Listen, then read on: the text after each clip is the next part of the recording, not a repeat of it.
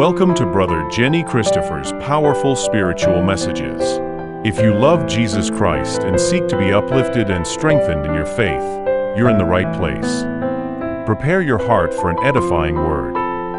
Now, let's listen to Brother Jenny.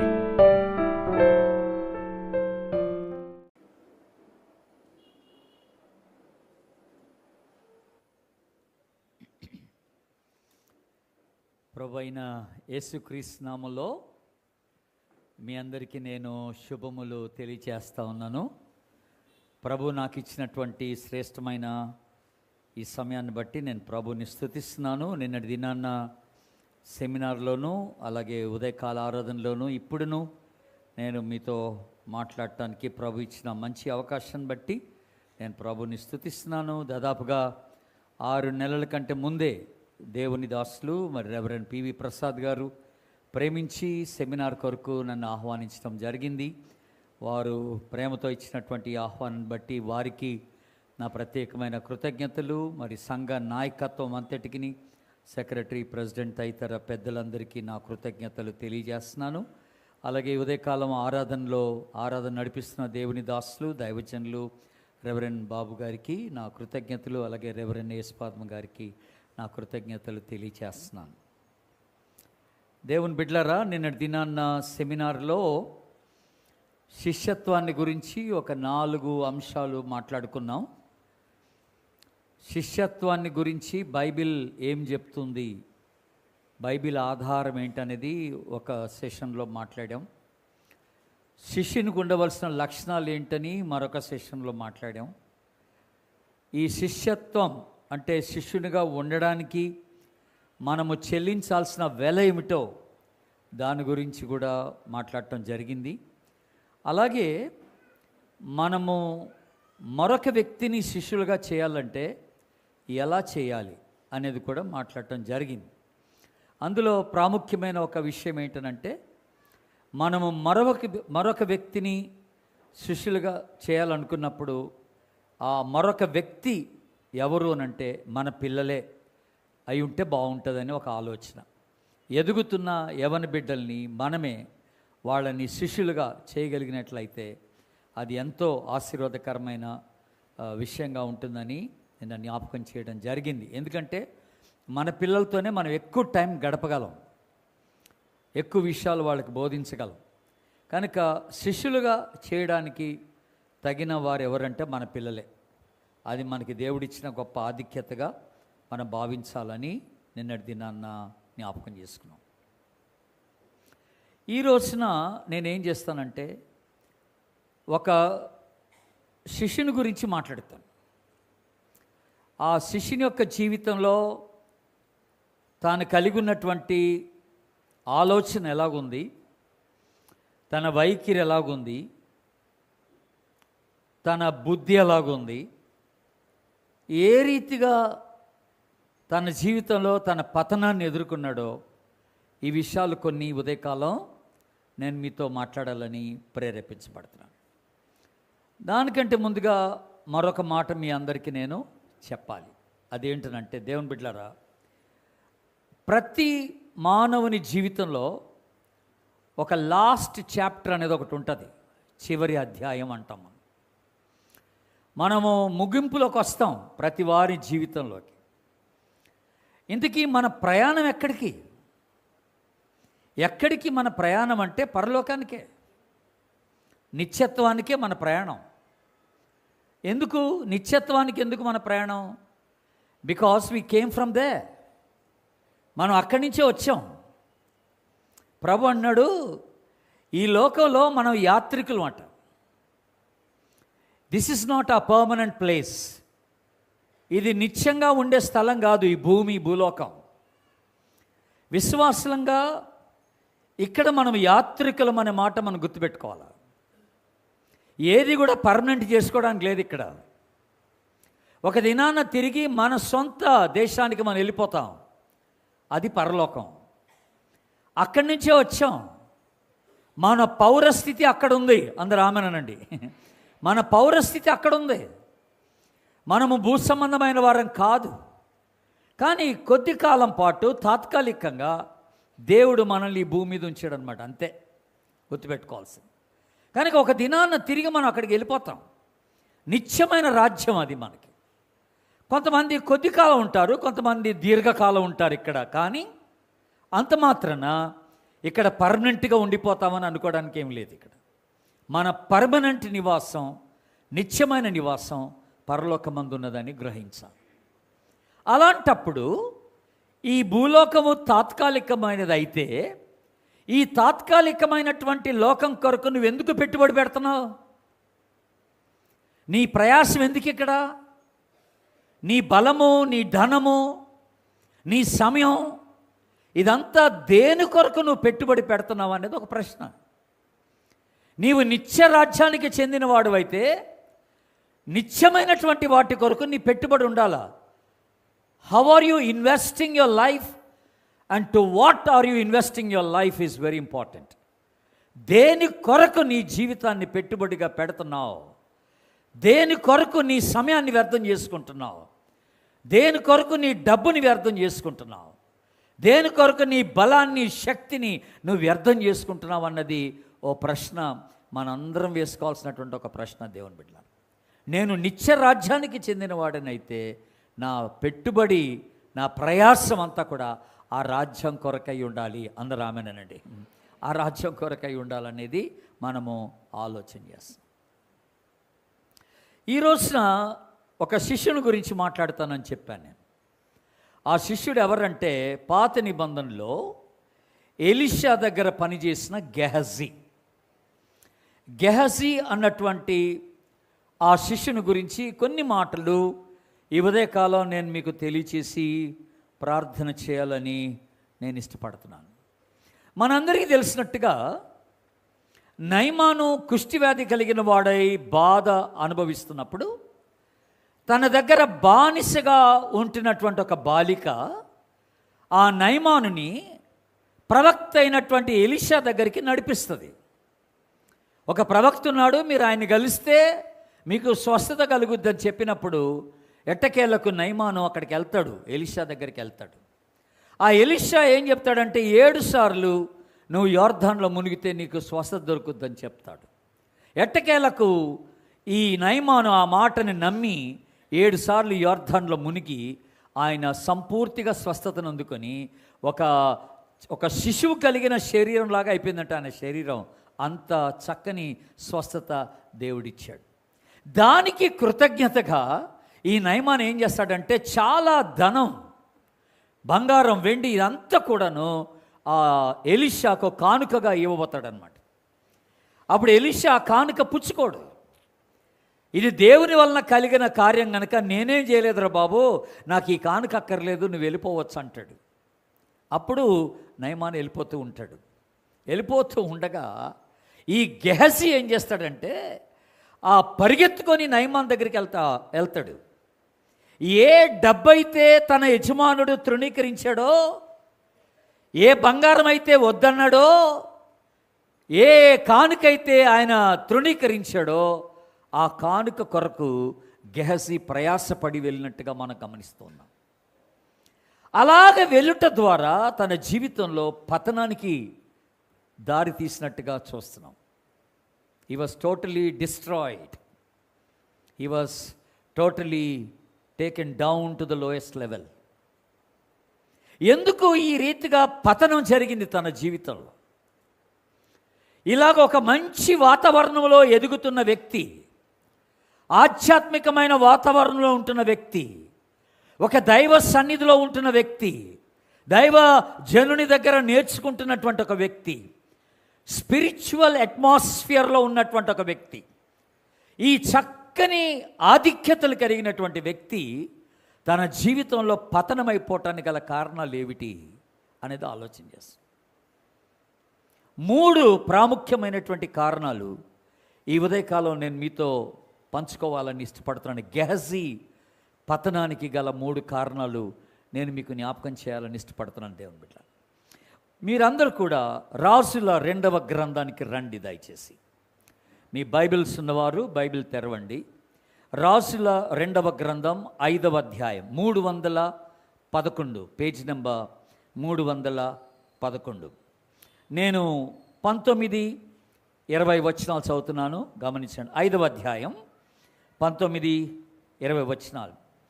Elisha నెమ్మది కలిగి పొమ్మని అతనికి సెలవిచ్చెను. అతడు ఎలీషా వద్ద నుండి వెళ్ళి కొంత దూరము సాగిపోయాను. ఎవరు? నయమాను. అందరు చెప్పండి, ఎవరు? నయమాను. 20వ వచనం. అంతటా దైవజనుడైన ఎలీషాకు సేవకుడగు గెహజీ సిరియనుడైన ఈ నయమాను తీసుకొని వచ్చిన వాటిని అంగీకరించుటకు నా యజమానునికి మనసు లేకపోయాను గాని యెహోవా జీవముతోడు నేను పరిగెత్తుకొని పోయి అతని కలుసుకొని అతని యొద్ద ఏమైనను తీసుకొందును అనుకొనెను. హలో, వింటున్నారా? నా యజమానునికి ఇది అక్కర్లేదు, నా యజమానుడు దీన్ని కాదని చెప్పాడు, నా యజమానుడు దీన్ని తృణీకరించాడు, నా యజమానుడు దీన్ని ఆశించలేదు, కానీ నేను వెళ్ళి తీసుకుంటానన్నాడు. నేను వెళ్ళి తీసుకుంటానన్నాడు. దేవుని బిడ్డలారా, ఎందుకని? నువ్వు ఒక శిష్యుడుగా ఒక యజమానుడి కింద పనిచేసేటప్పుడు ఆ యజమాని యొక్క ఆధ్యాత్మిక ఆ జీవితాన్ని నువ్వు చూస్తున్నప్పుడు, ఆ యజమాని యొక్క ఆధ్యాత్మిక విలువలు నువ్వు గ్రహిస్తున్నప్పుడు, ఆ యజమానుడు ఏది ఇష్టపడడో ఏది ఇష్టపడతాడో నీకు గ్రహిస్తున్నప్పుడు, నువ్వెందుకు ఈ తుచ్చమైనటువంటి డబ్బు నీ యజమానుడు తృణీకరించిన దాని కొరకు నువ్వెందుకు ప్రయాసపడుతున్నావు? 3 కారణాలు చెప్తానన్నాను. మొదటి కారణం ఏంటంటే అసంతృప్తి, డిస్కంటెంట్మెంట్, డిస్సాటిస్ఫాక్షన్ అనే మాట. అసంతృప్తి. దేవుని బిడ్డలారా, విశ్వాస జీవితంలో నిన్ను పతనానికి దారి తీసేది ఏంటో చెప్పనా? మొట్టమొదటిగా అసంతృప్తే. నీకిచ్చిన ఆధ్యాత్మికమైన స్థితిగతులను, వాటి యొక్క విలువను నువ్వు గుర్తించినప్పుడు నువ్వు వేరే వాటి కొరకు, తాత్కాలికమైన వాటి కొరకు ప్రయాసపడతావు. దేవుడు నీకు అనుగ్రహించిన ఆధ్యాత్మిక ఆధిక్యత, దాని యొక్క విలువను నువ్వు గుర్తించినప్పుడు తాత్కాలికమైన దాని కొరకై నీ మనసు పెడతావు. నీ రక్షణ విలువెంతో నీకు తెలుసా? నీ దేవుని విలువెంతో నీకు తెలుసా? నీ సంఘపు విలువెంతో నీకు తెలుసా? దేవుడు నీకు ఇచ్చిన సహవాసం యొక్క విలువెంతో నీకు తెలుసా? దేవుని సన్నిధి యొక్క విలువ నువ్వు గుర్తించకపోతే, దేవుడు నీ ఎడల చేసిన కార్యాన్ని నువ్వు గుర్తించినప్పుడు నువ్వు తుచ్చమైన తాత్కాలికమైన వాటి వెంట పడిపోవడానికి ఛాన్స్ ఉంది. అసంతృప్తి అనే మాట మనం జ్ఞాపకం చేసుకుంటాం. ఆదాము అవ్వలు ఏదెన్ తోటలో ఉన్నప్పుడు వాళ్ళకి ఏ లోటు లేదు. దేవుని సన్నిధి వారితో ఉంది. ప్రతిదినం దేవుడు వారితో మాట్లాడుతున్నాడు, ముఖాముఖిగా కలుస్తున్నాడు. వారికి మరణం లేదు, దేవుడు మరణం లేకుండా చేశాడు. ఆధ్యాత్మికమైన గొప్ప ఆధిక్యత ఆ ఆది మానవునికి దేవుడు ఇచ్చాడు. మరి సడన్గా సాతానుడు వచ్చి ఒక మాట అన్నాడు, మీరు దేవతల వలె అవుతారు అనగానే ఆశపడిపోయాడు. ఏట్రా ఇది? అప్పుడు అసలు ఆదాము అనాల్సిన మాట ఏంటంటే, ఆల్రెడీ దేవుడు మమ్మల్ని ఆయన స్వరూపంలో చేసుకున్నాడు. దేవునికి స్తోత్రం చెప్పడం హల్లెలూయా.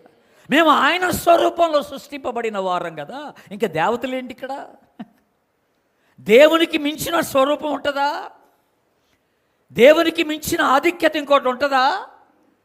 నువ్వేదో వచ్చి దేవతల స్వరూపం అంటున్నావేట్రా బాబు, ఇదంతా నాకు అక్కర్లేదు అనాల్సింది పోయి ఆ ఆధ్యాత్మిక స్థితి యొక్క విలువను గుర్తించినటువంటి వాడిగా ఉండిపోయాడు ఆదాము. What a sad state of affair. ఎంత విచారకరమైన పరిస్థితి. ఈ రోజున నువ్వు ఏ రూపంలో, ఏ స్వరూపంలో తయారు చేయబడ్డావో నువ్వు గుర్తిస్తున్నావా? నువ్వు ఎవరికి చెందున్నావో గుర్తిస్తున్నావా? నువ్వు ఎవడి వాడవో, ఎవరి దాడవో నువ్వు ఎప్పుడైనా ఆలోచించావా? దేవుడు నీకు ఇచ్చిన ఈ ఆధ్యాత్మిక ఆశీర్వాదాలు ఎప్పుడైనా నువ్వు గ్రహించావా అని అడుగుతున్నాను నేను. దీని విలువను గ్రహించన్నాడు, నువ్వు తాత్కాలికమైన వాటి వెంట పడిపోయే ఛాన్స్ ఉంది. ఈ వ్యక్తి బైబిల్లో రాశారు, కొత్త నిబంధనలో ఈ వ్యక్తి యేసు ప్రభుతోనే తిరిగాడు. యేసు ప్రభు చేసిన ప్రతి ప్రసంగం విన్నాడు. యేసు ప్రభు చేసిన ప్రతి సూచక్రియ చూశాడు. కానీ పతనానికి దిగజారిపోయాడు. ఎవరో తెలుసా? ఇస్కరియోతు యోధా. నీకేం తక్కువైంది? దేవుడు నిన్ను అందరితో సమానంగా తన శిష్యుడిగా పిలుచుకోలేదా? అందరితో సమానంగా నీకు ఆధిక్యత ఇవ్వలేదా? దేవుడు నీకు ఏం తక్కువ చేశాడు? నువ్వు ఆయన దగ్గర రేయింబగలు నడుస్తున్నావు, ఆయనతోనే ఉంటున్నావు కదా, ఎన్నో విషయాలు నేర్చుకుంటున్నావు కదా. ఇప్పుడు ఎందుకు ఈ పనికి మాలిన దాని వెంట వెళ్ళిపోయి దేవుణ్ణి కోల్పోయి నువ్వు పతనానికి దిగజారిపోయావు? అత్యాశపరుడైపోయాడు దేవుని బిడ్డలారా. అసంతృప్తి, డిస్సాటిస్ఫాక్షన్, డిస్కంటెంట్మెంట్. మానవ జీవితంలో ఈ అసంతృప్తి ఎందుకు వస్తుందో తెలుసా? విశ్వాసులకు కూడా వస్తుంది ఇది. ఎందుకో తెలుసా అండి? It's because of ungratefulness. కృతజ్ఞత లేని కారణాన. బికాస్ దేవుడు నీకు అనుగ్రహించిన వాటికి నువ్వు కృతజ్ఞత చెల్లించలేకపోతున్నావు. వాటిని బట్టి నువ్వు దేవుణ్ణి స్తుతించలేకపోతున్నావు. దేవుని బిడ్డ, నీకు ఎప్పుడు ఎంత ఇవ్వాలో దేవునికి బాగా తెలుసు. అందరూ ఒకసారి ఆమెనండి. ఆమెన్. నువ్వు అత్యాశపరుడు అవ్వబాక, లేని దాని కొరకు ప్రయాసపడబాక, నాకు ఇది లేదు అది లేదని అనబాక. నీకు ఎప్పుడు ఎంత ఇవ్వాలో ప్రభువుకు తెలుసు, ఏ స్థితిలో పెట్టాలో ప్రభువుకు తెలుసు, ఎప్పుడు నీకు ప్రమోషన్ ఇవ్వాలో ప్రభువుకు తెలుసు, ఎప్పుడు నీ జీతం పెంచాలో ప్రభువుకు తెలుసు. ఆమె నన్ను అనవసరంగా తొందరపడి గబుక్కని పెద్దోడు అయిపోవాలనుకోబాక, గబుక్కని ఆశీర్వాదం వచ్చేయాలనుకోబాక. 73వ కీర్తన చూడండి. 73వ కీర్తన 12, 13 వచనాలు చదువుతున్నాను. 73వ కీర్తన 12, 13 వచనాలు చదువుతున్నాను. ఇదిగో ఇట్టివారు ఎవరట? భక్తిహీనులు. వీరెల్లప్పుడూ నిశ్చింత గలవారై ఏమి చేసుకుందరు? ధనవృద్ధి. ఎవరిళ్ళు? భక్తిహీనులు. ఎవరిళ్ళు అంటే అవిశ్వాసులు. ఎవరిళ్ళు అంటే లోక సంబంధమైన వ్యక్తులు. వీళ్ళు ధనవృద్ధి చేసుకొని వీళ్ళు నిశ్చింతగా ఉన్నారట. ఇప్పుడు విశ్వాసం ఏం మాట్లాడుతున్నాడు? ఆసాపు ఏం మాట్లాడుతున్నాడు చూడండి 13వ వచనంలో. ఆసాపు ఏమన్నాడు?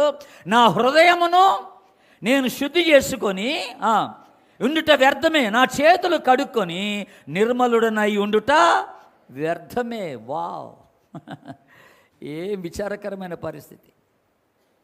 నేను పరిశుద్ధుడనై ఉంట వ్యర్థం అన్నాడు. నేను యథార్థంగా దేవుని సన్నిధిలో విశ్వాసిగా జీవించడం వ్యర్థం అంటున్నాడు. ఇదేంట్రా ఆలోచన? నీ రక్షణ వ్యర్థమేనా? దేవుడు నీకు ఇచ్చిన పాపక్షమాపణ వ్యర్థమేనా?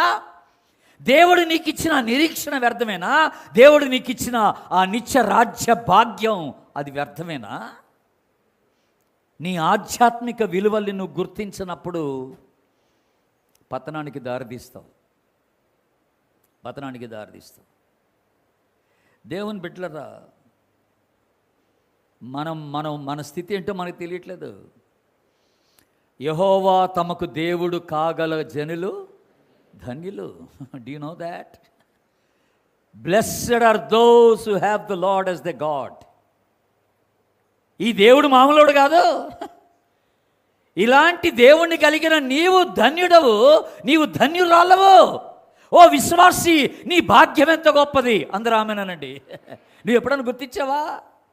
నిన్ను పోలిన వాడు ఎవడు? అసలు నిన్ను పోలిన వాడెవడు? నీకున్న ఆధిక్యత ఎవరికొంది? దేవుడు నిన్ను ప్రేమించి నిన్ను ఆశించి నీకు ఈ రక్షణ దేవుడు నీకు కలగజేస్తే ఇది నీకు అది గొప్ప భాగ్యంగా నువ్వు ఎంచట్లేదు. దీని విలువ నీకు అర్థం కావడం లేదు. తాత్కాలికమైన వాటి వెంట పడిపోయి నీ జీవితాన్ని పతనానికి దారి తీసుకుంటున్నావు. జాగ్రత్త. అలాగ పరిగెత్తే వాళ్ళు ఎవరైనా ఉన్నారా? నీ రక్షణ విలువ తెలియకుండా రక్షణ పక్కన పెట్టి, దేవుడు నీకు ఇచ్చిన పరిశుద్ధత విలువ తెలియకుండా పరిశుద్ధతను పక్కన పెట్టి, దేవుడు నీకు ఇచ్చిన పాప క్షమాపణ విలువను ఎరగకుండా ఆ క్షమాపణ మర్చిపోయి, తాత్కాలికమైన తుచ్చమైన వాటి వెంట పరిగెత్తుకొని వెళ్ళిపోయి దాన్ని కొరకు నువ్వు ప్రయాసపడుతున్నావు. అలాగ ప్రయాసపడే వాళ్ళు ఎవరైనా ఉన్నారా అని అడుగుతున్నా. కబడ్దార్, జాగ్రత్తగా ఉండండి. అది పతనానికి దారితీస్తే సుమా. గెహజీ పతనానికి మొదటి కారణం ఏంటనంటే, ఏమని చెప్పాను? అసంతృప్తి, డిస్సాటిస్ఫాక్షన్. రెండో కారణం ఒకటి ఉందండి. మళ్ళీ 2వ రాజుల గ్రంథానికి రండి, అక్కడ ఒక మాట చూస్తాం. 5వ అధ్యాయం 311, 5వ అధ్యాయం 20వ వచనం.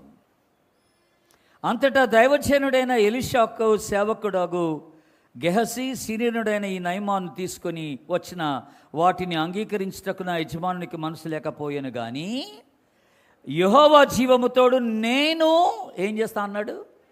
పరిగెత్తుకొని పోయి. అందరు ఈ మాట అనండి, మళ్ళానండి. ఏటి ఆత్రం, ఏటి ఆత్రం, అంతగా పరిగెత్తి వెళ్తున్నావేటి? దేనికిరా నీ ప్రయాణం? దేనికిరా నీ ప్రయాస? ఎంత హడావిడికి వెళ్తున్నావేటి? తినకుండా పోతున్నావేటిరా? ఇంట్లో అరుస్తారు మీరు, తినకుండా వెళ్తున్నావేటి? దేని కొరకు నీ ప్రయాసం? దేవుని బిడ్డలరా, గెహజీ పతనానికి రెండో కారణం ఏంటో తెలుసా అండి? తీవ్రమైన కోరిక, ద డీప్ డిజైర్ అన్నట్టు. తీవ్రమైన కోరిక. తట్టుకోలేపాడు. ఆ ధనం చూసి, ఆ డబ్బు చూసి తట్టుకోలేపాడు. నా యజమానుడు నిరాకరించాడు, కానీ వై షుడ్ ఐ? నేనెందుకు ఈ అవకాశం, this a best opportunity for me, నాకు మంచి అవకాశం దొరికింది, నేను వెళ్ళి దాన్ని సొంతం చేసుకుంటాను అనుకున్నాడు. పరిగెత్తుకెళ్ళిపోయాడట. ఇఫ్ నాట్ నౌ నెవర్ అన్నట్టు. ఇప్పుడు కాకపోతే ఇంకెప్పటికి ఉండదు ఈ అవకాశం. కొంతమంది అలా పరిగెడిపోతారు, రేపన్నది లేదన్నట్టుగా చేసేస్తారు చెడు పనులు. మరి మంచి పనులు అలా చేయొచ్చు కదా, రేపన్నది లేదన్నట్టుగా. దేవుని కార్యాలు రేపన్నది లేదన్నట్టుగా చేస్తున్నావా? దేవుని కొరకైన తపన దుప్పి నీటి వాగుల కొరకు ఆశపడుతున్నట్టు, దేవా నీ కొరకు నా ప్రాణము తృష్ణ కొనుచున్నదని ఎప్పుడని అన్నవా? పరిగెత్తిపోతున్నాను నీకోసం అని అన్నవా నువ్వు? I have the deep desire for you, నీకోసం నాకు ఆ తీవ్రమైన కోరిక ఉంది ప్రభు అన్నావా? లేకపోతే భూ సంబంధమైన వాటి కొరకాయ నువ్వు తపన పడి పరిగెత్తిపోతున్నావా? చాలాసార్లు మన దేవుని విలువ మనం గుర్తించం, మన దేవుని సన్నిధి మనం దాని విలువను గుర్తించం. దేవుడు మనకిచ్చిన చక్కని సహవాసం యొక్క విలువ మనం గుర్తించం. దేవుని బిడ్డలారా, వీటిని మనం వాడుకోవాలా, వీటిని మనం సద్వినియోగం చేసుకోవాలా. ఇప్పుడు ఈరోజు మనందరినీ శోధించేది ఎవరు అంటే సాతానుడు. చెప్పండి, ఎవరు? సాతాను. ఈ సాతానుడు, ఈడు సాతానుడు కాకముందు ఎవరు? దేవదూత. పరలోకంలో లూసిఫర్, పరలోకంలో దేవదూత. ఇప్పుడు సాతానుడు అయ్యాడు కనుక మనందరినీ శోధిస్తున్నాడు. బాగానే ఉంది ఇది. మరి ఇప్పుడు ఇదే సాతానుడు దేవదూతగా ఉన్నప్పుడు, అప్పుడు సాతానుడు లేడు కదా, మరి ఆ దేవదూతని ఎవరు శోధించారు? ఆ దేవదూతని ఎవరు శోధించారు? ఎప్పుడన్నా ఆలోచించారు మీరు? ఎప్పుడన్నా ఆలోచన చేశారా? ఆ దేవదూత సైతానుడు అవబట్టి ఇప్పుడు మనందరినీ శోధిస్తున్నాడు. బాగానే ఉంది, మనం అర్థం చేసుకోగలం. మరి అదే సాతానుడు ఒకప్పుడు దేవదూత కదా, ఆ దేవదూతగా ఉన్నప్పుడు పరలోకంలో ఆ సాతానుడు అసలు లేడుగా. మరి ఆ శోధన ఎలాగొచ్చింది? అంటే దానికి బైబిల్లో చాలా బ్యూటిఫుల్గా దేవుడు ఒక మాట రాసి పెట్టాడు. ఇప్పుడు బైబిల్స్ ఉన్న వాళ్ళందరూ యాకోబు పత్రిక తీయండి దయచేసి. యాకోబు పత్రిక 1వ అధ్యాయం 210 పేజ్ నెంబర్ 210 పేజ్ నెంబర్.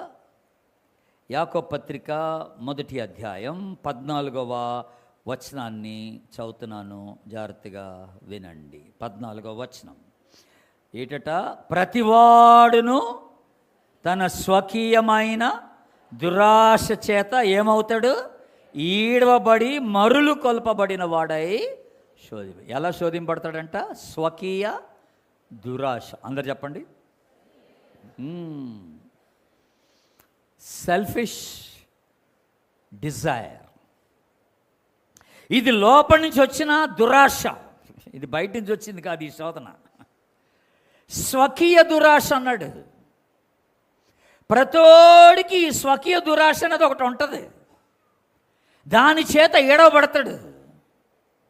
కానీ అనేక పర్యాయములు మనం ఏం చేస్తాం తెలుసా అండి? తప్పు జరిగినప్పుడు ఎవరినో మనం ఎవడి మీద నేరం వేసేస్తాం. ఇది ఆడిని బట్టి అయిందంటాం, ఆడి చేయబట్టి అంటాం, ఆమె చేయబట్టి అంటాం, నేను అక్కడికి అసలు వెళ్లకుండా ఉండాల్సింది అంటాం, ఆడితో కలవకుండా ఉండాల్సిందంట. ఎంతసేటికి ఎదుటి బ్లేమ్ చేయడం ఈజీ మనం.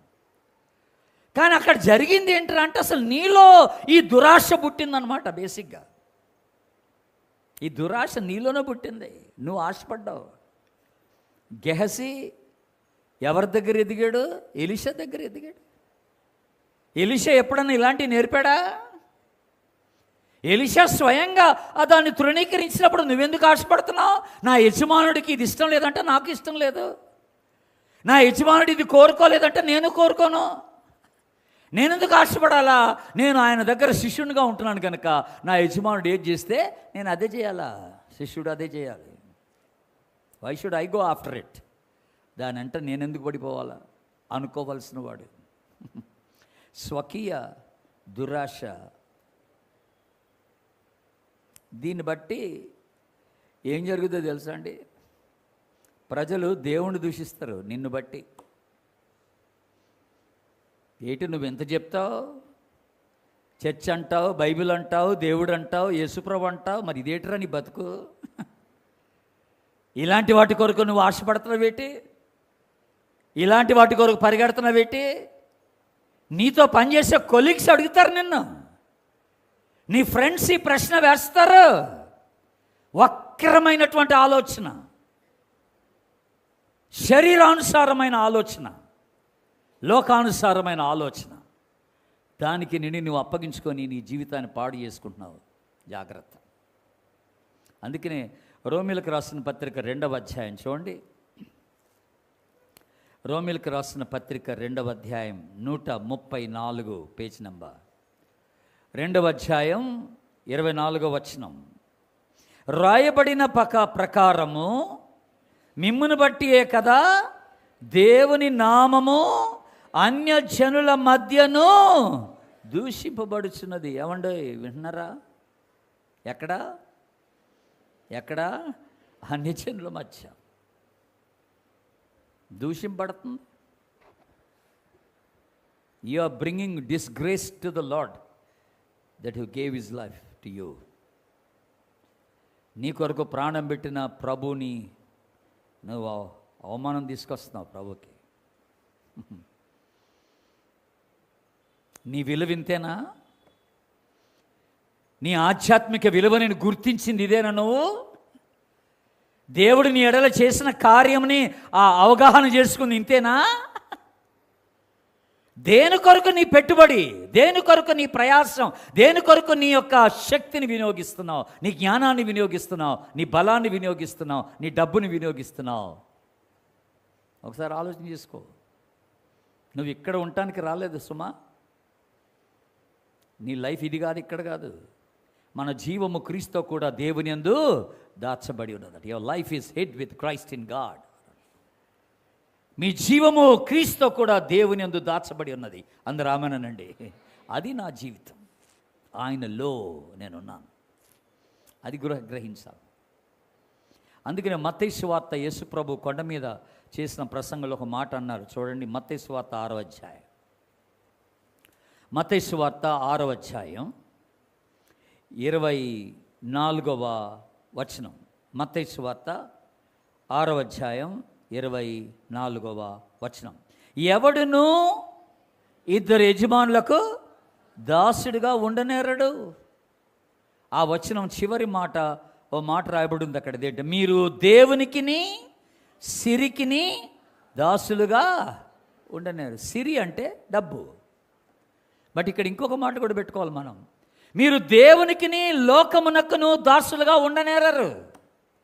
డబ్బే కాదు, లోకం కూడా. దేవునికిని శరీర ఆశయాలకిని దాసులు అవ్వలేరు. ఆదివారం నా లైఫ్ ఒక రీతిగా ఉంటుంది, సోమవారం నుండి శనివారం వరకు నా లైఫ్ ఇంకో రీతిగా ఉంటుంది అనమాట. ఈ రెండు కావాలి నాకు. ద్వంద్వ జీవితం, డబల్ లైఫ్ అన్నమాట ఇది. అర్థమవుతుందా? పతనానికి దారి తీసేది ఇదే. The deep Dzire with in you, తీవ్రమైన కోరిక, అత్యాశ, గ్రీడినెస్, అత్యాశ, తాత్కాలికమైన వాటి కొరకైన తపన. యేషావు ఏమన్నాడు? అరే, ఈ వాసన చాలా బాగుంది, నాకు ఇచ్చారు బాబు, కూర పెట్టరా కాస్త అన్నాడు. చిక్కుడుగాయే ఆడ వండింది. మరి లేడీస్ అంత బాగా చేస్తారో లేదు నాకు తెలియదు, కానీ చిక్కుడుగాయ దానికి మనోడు పడిపోయాడు, ఫ్లాట్ అయిపోయాడు చిక్కుడుగాయ కూరకే. ఎంత ఖర్చైనా ఈరోజు ఆ చిక్కుడుగాయ కూర తినాల్సిందే అనుకున్నాడు. వెళ్ళి అడిగాడు. ఇదే మంచి అవకాశం అనుకున్నాడు యాకోబు. నీ జ్యేష్ఠత్వపు హక్కును నాకు ఇచ్చేయమన్నాడు. చిక్కుడుగాయ కూర తీసుకో. ట్రేడింగ్ జరిగింది అక్కడ, బిజినెస్ ట్రేడ్ జరిగింది అక్కడ. అప్పుడు ఎంత విచారకరంగా యేషావు ఒక మాట అన్నాడు. నేను ఎలాగో చచ్చిపోతున్నాను కదా, నాకెందుకు ఈ జ్యేష్ఠత్వపు హక్కు అన్నాడు. తీసేసుకోరా బాబు అన్నాడు, రాసి ఇచ్చేసాడు. ఆ చిక్కుడుగా కూర తిన్నాడు. ఆ తిన్న కూర ఎంతసేపు ఉంటుందండి? ఒక గంటలో అరిగిపోయి ఉంటుంది అడిగి. కానీ నిత్యంగా దేవుడిచ్చిన ఆధ్యాత్మిక ఆశీర్వాదాన్ని కోల్పోయాడు. తాత్కాలికమైన ఆనందం కొరకు నిత్యమైన ఆశీర్వాదాన్ని కోల్పోయాడు. చూసారా? ఆ నిత్యమైన ఆశీర్వాదం యొక్క విలువ యేషావు గ్రహించలేదు. దేవుని బిడ్డలారా, యేషావు గ్రహించలేదు. ఇది నాకు అక్కర్లేదన్నాడు. నేను చచ్చిపోతాను, నాకు అక్క ఏట్రా నువ్వు చచ్చిపోయి ఎక్కడికి వెళ్తావు? అసలు నిన్ను నిత్య రాజ్యానికి తీసుకొని వెళ్ళగలిగిన దాన్నే ఈ రోజున నువ్వు ట్రేడ్ చేసి దాన్ని వదిలేసుకుంటానంటే నీ అంత బుద్ధిహీనుడు ఉన్నాడా లేడా? అసలు ఏం చేస్తున్నావు? అర్థమవుతుందా నీకు? అర్థమవుతుందా? ఆలోచన చేయాలా. ఇది రెండో కారణం. మొదటి కారణం ఏమన్నాను? అసంతృప్తి. అందరు చెప్పండి, ఏమన్నాను? అసంతృప్తి. రెండోది తీవ్రమైన కోరిక, స్వకీయ దురాశ. స్వకీయ దురాశ. మూడోది ఇంకోటి ఉంది. ఇప్పుడు రెండో రాజుల గ్రంథం మళ్ళీ వెళ్దాం అక్కడికి. గెహజీ అక్కడ ఏం చేస్తాడు చూద్దాం. రెండో రాజుల గ్రంథం మళ్ళీ 5వ అధ్యాయంకి రండి. 5వ అధ్యాయం 311. 5వ అధ్యాయం 25వ వచనం. 25వ వచనం. విషయం ఏంటంటే, దేవుని బిడ్డలారా, ఆగండి అందరు నా వైపు చూడండి ఒకసారి. మనోడు పరిగెత్తుకుని వెళ్ళి నయమాన్ని కలిశాడు. గెహజీ అయ్యగారు, మా అయ్యగారు వద్దన్నాడు కానీ ఇప్పుడు కావాలంటున్నాడండి. ఇందాక కాదని తృణీకరించాడు కానీ ఎవరో గెస్ట్లు వచ్చారట, ఇప్పుడు అదే డబ్బులు ఇవ్వమంటాడండి, మీ కానుక ఇవ్వమంటాడంటే అంత భాగ్యమా అని దానికి మరిన్ని యాడ్ చేసేసి ఇచ్చేసాడు నయమాను. తన వంతుగా తన కృతజ్ఞత చెల్లించేసుకున్నాడు. అవన్నీ తీసుకొచ్చాడు గెహజీ, తన ఇంట్లో దాచిపెట్టేశాడు. మళ్ళీ ఏమి అరగనట్టుగా ఎలీషా దగ్గరికి వెళ్ళి నిలబడ్డాడు. అప్పుడు ఎలీషా ఒక మాట అడిగాడు. ఎక్కడికి వెళ్ళేవరా బాబు అన్నాడు. అసలు ఎక్కడికి వెళ్ళావు అని అడిగాడు. అది ఎంత బ్యూటిఫుల్ ఆన్సర్ ఇచ్చాడంటే గెహజీ, చూడండి అక్కడ ఉంది. ఇప్పుడు 25వ వచనం. ఇప్పుడు 25వ వచనం చూడండి ఒకసారి. అతడు లోపలికి పోయి తన యజమాని ముందర నిలవగా ఎలీషా అతన్ని చూచి, గెహజీ, నువ్వు వెచ్చటి నుండి వచ్చితివని అడిగినందుకు వాడు ఏమన్నాడు? నీ దాసుడనైన నేను ఎచ్చటికి నీ పోలేదన్నాను. హలో, ఏమన్నాడు? నేను ఎక్కడికి వెళ్ళలేదన్నాను, ఇక్కడే ఉన్నాను. ఎందుకన్నాడు ఈ మాట తెలియదు, కానీ నేనేమనుకున్నా అంటే నిజంగా గెహజీ అక్కడే ఉన్నాడు, ఎక్కడికి వెళ్ళలేదు. నువ్వు ఎక్కడికి వెళ్ళావు? నువ్వు ఎక్కడికి వెళ్ళలేవు? నువ్వు ఎక్కడికి వెళ్ళలేవు? దేవుని సన్నిధిని విడిచి నువ్వు ఎక్కడికి వెళ్ళలేవు. నువ్వు అనుకుంటున్నావు ఎక్కడికో వెళ్ళిపోతున్నాను అనుకుంటున్నావు. నువ్వు ఎక్కడికో వెళ్ళిపోతున్నావు అనుకుంటున్నావు. మీకు ఒక షాకింగ్ న్యూస్ చెప్పనా? You are always under the CC surveillance of God. దేవుడు వీడియో కెమెరా మీ మీద పెట్టాడు, అలాగ చూస్తున్నాడు అనమాట. సీసీ కెమెరా, దేవుని సీసీ కెమెరా మీ మీదనే ఉంది. మీరు ఆటో ఎక్కినప్పుడు చూస్తాడు, సిటీ బస్ ఎక్కినప్పుడు చూస్తాడు, ట్రైన్ ఎక్కినప్పుడు, బస్ ఎక్కినప్పుడు, మీరు ఇంటి పక్కలతో మాట్లాడేటప్పుడు, బార్ షాప్కి వెళ్ళినప్పుడు కెమెరా నీ మీద జూమ్ చేస్తాడు అనమాట. You are under the CC surveillance of God. నువ్వు ఎక్కడికి వెళ్తావు చెప్పు. ఇప్పుడు ఇక్కడ ఏమన్నాడు ఎలీషా? ఏమన్నాడు? నా ఆత్మ నీతో రాలేదా? షటప్ యువర్ మౌత్ యార్, don't blabber now, shut up your mouth, నోరు మూసుకోరా బాబు, నా ఆత్మ నీతో వచ్చిందన్నాడు. 139వ కీర్తన చూడండి, ఒక మంచి మాట ఉంది అక్కడ. 139వ కీర్తన 7వ వచనం. 139వ కీర్తన 7వ వచనం చూద్దాం. నీ ఆత్మ యొద్ద నుండి నేను ఎక్కడికి పోవుదును? నీ సన్నిధి నుండి నేను ఎక్కడికి పారిపోవుదును? It is impossible, impossible. నేను మీకు ఇంతకుముందు చెప్పాను అనుకుంటా, మళ్ళొకసారి చెప్తాను వినండి. జేమ్స్ ఇర్విన్ అన్నటువంటి ఆస్ట్రోనాట్, ఖగోళ శాస్త్రజ్ఞుడు ఆయన ఫస్ట్ టైం ఆయన్ని కూడా చంద్రమండలం పంపించారు. ఏది ఆమ్స్ట్రాంగ్ వీళ్ళు పోయి వచ్చిన తర్వాత ఆయన్ని పంపించారు. ఒకసారి ఆయన కూడా ఒక్కడే వెళ్ళాడు. ఆ చంద్రమండలం వెళ్ళేటప్పుడు చాలా ఎక్సైట్మెంట్, ట్రైనింగ్ ఇచ్చారు, బాగా ఎక్సైట్మెంట్, ఆనందంతో ఆ రాకెట్లో కూర్చోబెట్టారు. చంద్రమండలికి వెళ్ళిపోయింది రాకెట్, ఆ చంద్రమండలం మీద వాలింది రాకెట్, టక్కని డోర్లు దానంతరగా తెరుచుకున్నాయి. మనోడు వెళ్ళి ఆ చంద్రమండలం మీద కాలు పెట్టాడు, రాకెట్ డోర్లు మూసుకున్నాయి, రాకెట్ వెళ్ళిపోయింది పైకి. మనోడు అక్కడ ఆగిపోయాడు. అక్కడ ఆగిపోయి చుట్టూ తిరిగి చూసాడట చంద్రమండలం. దెబ్బకి భయం వేసిపోయిందట. ఏట్రా అంటే, ఓ మనిషి లేడు, ఓ శబ్దం లేదు, ఓ రంగు లేదు, నిర్మానుష్యం. ఓ మనిషి లేడు, శబ్దం లేదు, రంగు లేదు. ఉలిక్కి పట్టాడు. ఒక్కడే వెనక రాకెట్ లేదు, అది వెళ్ళిపోయింది. మళ్ళీ అది నియమించబడిన టైంకి వస్తుంది. అది వస్తే ఇటు బతికినట్లే అతలేదు. అప్పుడు గబుక్కనో ప్రార్థన చేశాడట ఆ జేమ్స్ ఇర్విన్. దేవా, నీ దండం పెడతావు, నన్ను గినక క్షేమంగా భూమి మీదకి తీసుకెళ్తే నా ఉద్యోగానికి రాజీనామా చేసి నీ సేవ చేస్తాను అన్నాడట. అప్పుడు ప్రభు అన్నాడట, ఈ మాట ఎప్పుడు చెప్తావా అని ఎతికానరా, నాకు ఇక్కడ దొరికావు అన్నాడంట. భూలోకం అంతా తిరిగాను నేను నీకోసం, ఈ మాట ఎప్పుడు చెప్తావా అని, నాకు ఇక్కడ దొరికావురా బాబు అని క్షేమంగా తీసుకొచ్చాడు.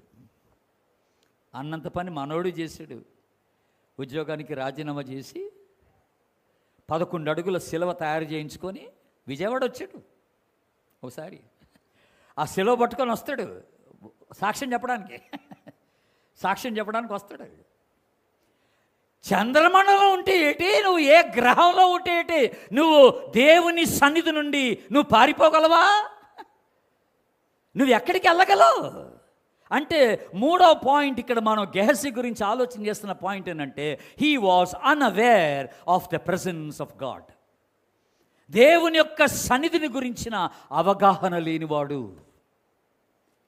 దేవుని సన్నిధిని గురించిన అవగాహన లేనివాడు. చాలాసార్లు విశ్వాసులు ఇట్లాంటి అవగాహన లేకుండా బతికేస్తారు. ఇక్కడ ఎవరు లేరులే అనుకుంటారు అనమాట. ఎవరు లేరులే అనుకుంటే ప్రభు ఉండడేటి, ప్రభు ఉండడేటి, ఉంటాడు కదా. ఎవరు లేరనే ఫీలింగ్ ఎందుకు వచ్చింది అసలు? ఆయన ఉంటాడు కదా. ఆయన ఉంటాడు అన్నప్పుడు మన ఆలోచన మారిపోతుంది కదా, మన పద్ధతులు మారిపోతాయి కదా. విషయం ఏంటంటే దేవుని బిడ్డలారా, విచారం. ఇప్పుడు ఆ 2 రాజులు 5కి రండి, మనం క్లోజ్ చేస్తాం.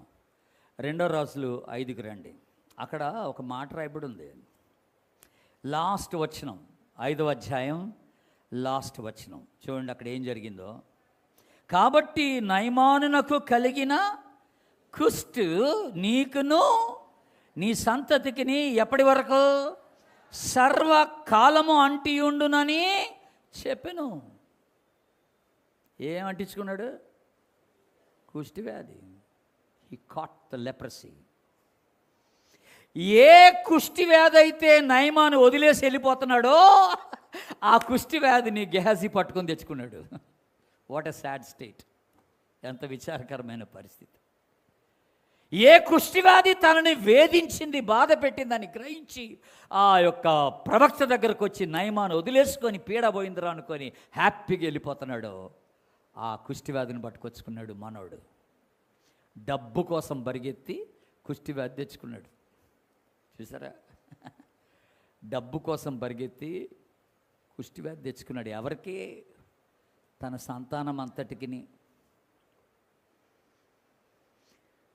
దైవజనుని దగ్గర నిత్యమైన ఆశీర్వాదం ఉంది, నువ్వు నిత్యంగా నీతో ఉండే కుష్టివ్యాధిని తెచ్చిపెట్టుకున్నావేట్రా బాబు. ఏటి దౌర్భాగ్యపు స్థితి, ఏటి దౌర్భాగ్యపు స్థితి. ఇంతేనా ఇక నీ బ్రతికింతేనా అన్నట్టు ఉంది. ఇప్పుడు మనం ఆలోచన చేస్తే దేవుని బిడ్డ, నీ బ్రతికింతేనా? ఫైనల్ రిజల్ట్, అంతిమ ఫలితం పతనం. పతనం. నీకేమైనా ఆధిక్యతలు తక్కువ ఉన్నాయా?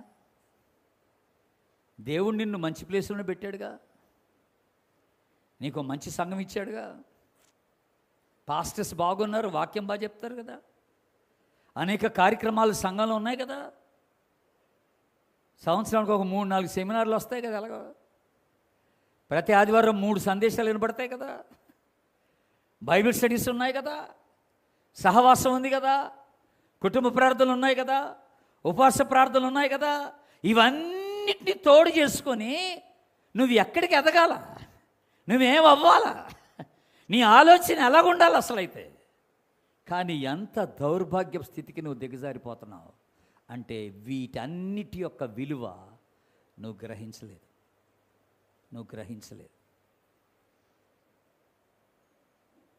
ఒక శిష్యుడు దేవుని ఆశీర్వాదాలను ఎప్పుడు కూడా తక్కువగా అంచనా వేయకూడదు.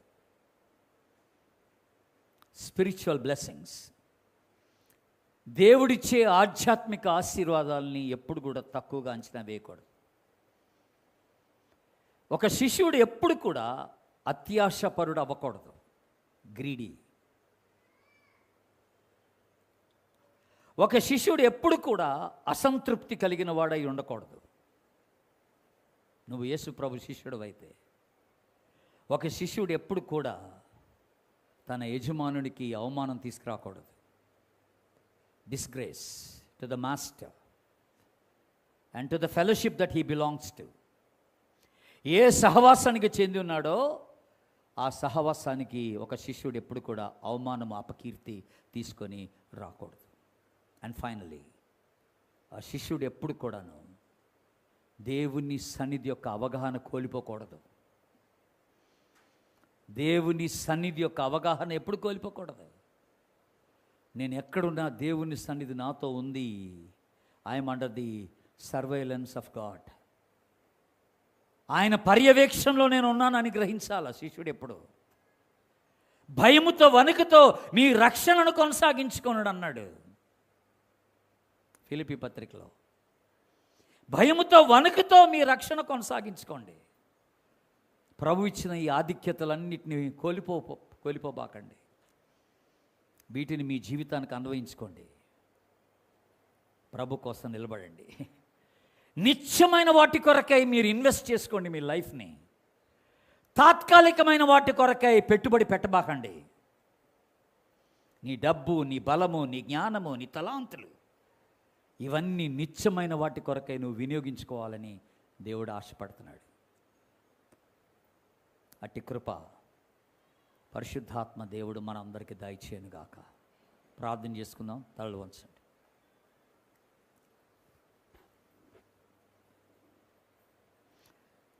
మౌనంగా 2 నిమిషాలు ఎవరి మనసులో వాళ్ళు ప్రార్థన చేసుకోండి. ప్రియమైన సహోదరి, ప్రియమైన సహోదరుడా, దేవుడు నీకు ఇచ్చిన ఆధ్యాత్మిక వనరులు, దేవుడు నీకు ఇచ్చిన ఆధ్యాత్మిక ఆశీర్వాదం యొక్క విలువ నువ్వు గుర్తించావా? తుచ్చమైన తాత్కాలికమైన వాటి వెంట పరిగెడుతున్నావా? దేని కొరకు నీ ప్రయాసం? దేని కొరకు నీ పరుగు? నీ జీవితం పతనానికి దారితీస్తుందేమో ఆలోచన చేసుకో. అది నీకు, నీ కుటుంబానికి మంచిది కాదని ప్రభు సెలవిస్తున్నాడు. ఆ నష్టము కుటుంబం అంతటికి వచ్చే ఛాన్స్ ఉంది సుమా, జాగ్రత్త. నిత్యమైన ఆశీర్వాదాలు దేవుడు నీకు ఇచ్చి ఉండగా తాత్కాలికమైన దీవెన కొరకై నువ్వు ప్రయాసపడడం బుద్ధిహీనత. ప్రార్థన చేసుకో. క్షమించమని అడుగు. మరొక అవకాశం ఇవ్వమని అడుగు ప్రభుని. ప్రభా, నేను నీకోసమే జీవిస్తా, నాకు కలిగినవన్నీ నీ నిత్య రాజ్యం కొరకై నేను ఇన్వెస్ట్ చేస్తా ప్రభా, పెట్టుబడి పెడతా ప్రభా, నన్ను క్షమించి నాకు ఒక అవకాశం ఈ ప్రభా అని దేవుని సన్నిధిలో ప్రార్థన చేసుకోండి. Hi, thanks for watching. I hope you were blessed by the sermon. If this message touched your heart, please share your thoughts in the comments and don't forget to subscribe. Tune in every Sunday at 7 p.m. on my channel. In Christ, your brother Jenny.